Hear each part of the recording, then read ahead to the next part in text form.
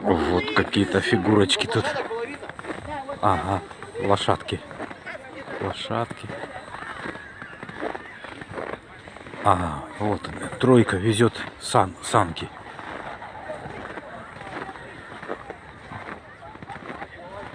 Надо же такое из льда сотворить.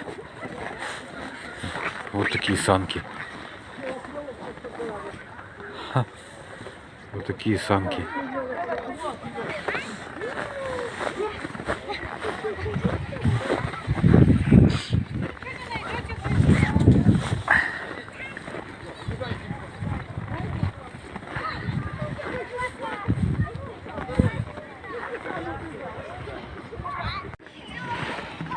Все, дети.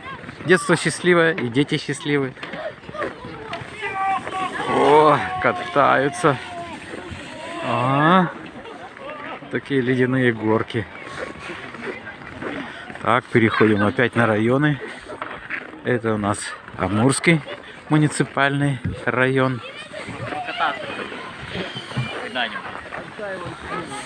Это у нас Бикинский.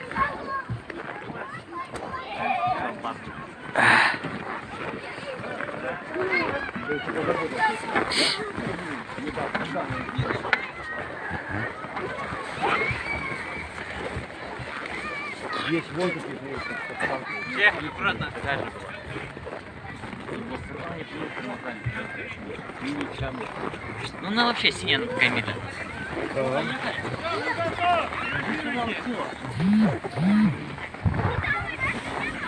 Так, все, рука замерзла.